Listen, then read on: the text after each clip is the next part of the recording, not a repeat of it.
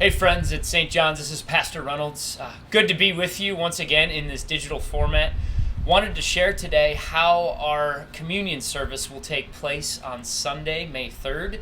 It's a cold, blustery day as we film right now. Doug and I are both freezing, but it looks like we're going to have beautiful weather this coming Sunday as we are able to gather together around our Lord's body and blood.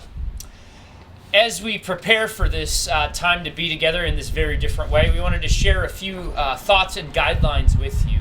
First, we will be receiving the Lord's Supper in our vehicles. So you'll be invited to come to St. John's in your vehicles. But as you prepare to do that, I would first insist and ask that you only come in the same vehicle as other people in your household. Don't pick up your neighbors, don't pick up fellow church members, don't pick up your friends, because that would just break the social distancing rules that we have all worked so hard to keep.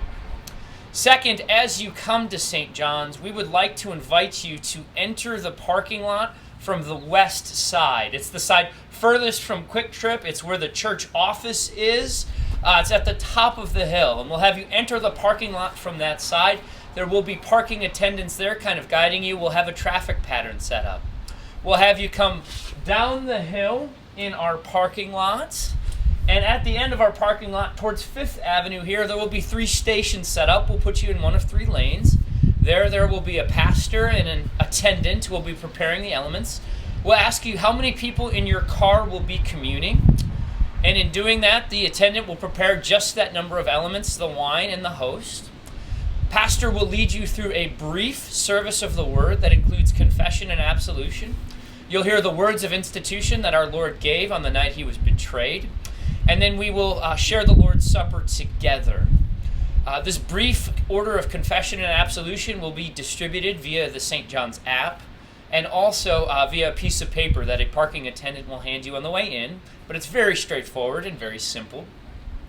As we go to commune, what we will do, after you hear the words of institution, the pastor will bring the tray with the right number of hosts and the right number of wine glasses there to you, to the driver's side. We'll give that tray to you, and we'll ask that you distribute those elements to your family and friends in the car.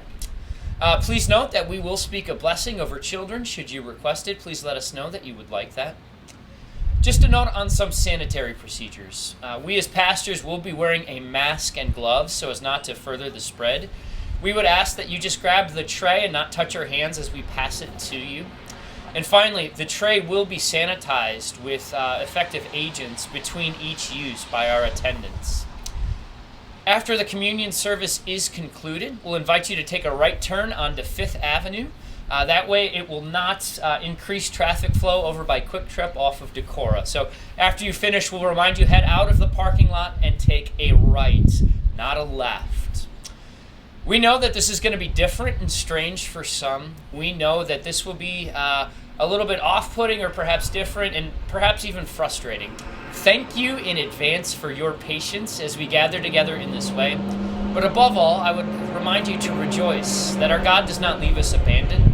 He comes to us in, with, and under this bread and this wine for the forgiveness of sins, life, and salvation. And what a joy to receive this, even in this way. We give thanks to God we have the opportunity to do this. We'd like to thank the West Bend Police Department and their cooperation as we've spoken with them about this event. And we look forward to communing with you on Sunday.